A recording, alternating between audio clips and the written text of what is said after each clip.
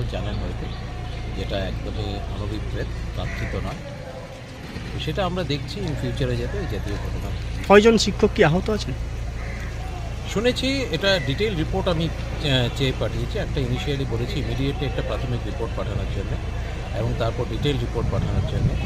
যেটা শুনেছি 4 জন অথবা 6 জন টিচার ইনজিওর্ড হয়েছেন, তার মধ্যে 2 জনে একটু মানে তাদের ইনজুরি লেভেলটা একটু বেশি, একটু গ্রেভ। তো সেই হিসেবে তারা হসপিটালে গিয়েছে, হয়তো তারা অ্যাডমিটেড। ডিটেইল ইনফরমেশনটা এখনও পাইনি। তো সেটা বেসিক্যালি ইনিশিয়ালি ঢোকার সময় যে চেকিং করা হয়, ওই চেকিংয়ের সময় এই সমস্যাটা হয়েছে। স্টুডেন্টরা তো ভায়োলেন্ট হয়ে গিয়েছিল যে তারা চেকিং করতে অ্যালাউ করবে না বা ইত্যাদি। তো সেটা খুব স্বাভাবিক প্রসেস, এক্সামিনেশনের স্যাংটিটি রাখার জন্য তো চেকিং করতেই হবে বা টেস্টিং করতেই হবে।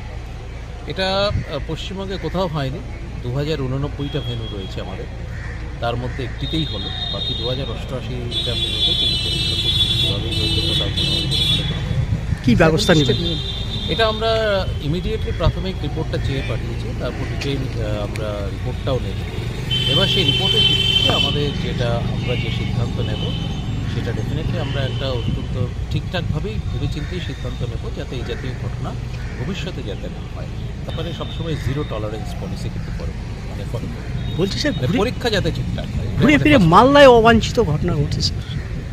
মালদা এটা একটা মানে একটা কি বলবো, এটা ঠিক নয়। এটা ডেফিনেটলি গতবার কিন্তু কোনো ঘটনা ঘটেনি, এবারও একটি ঘটনাই ঘটেছে। এবারে মাধ্যমিকেও কিন্তু ভালোই হয়েছে, মোটের উপর ভালোই হয়েছে। উচ্চ মাধ্যমিকে একটি পার্টিকুলার ভেন্যুতে, চামাগ্রাম হাই স্কুল, কালিয়াচক 3, তো সেখানে একটা গোলমাল হয়েছে। এই ঘটনাটা যাতে ভবিষ্যতে না ঘটে সেটা আমরা দেখব। Thank you. This channel does not promote or encourage any illegal activities. All contents provided by this channel is meant for educational purpose only.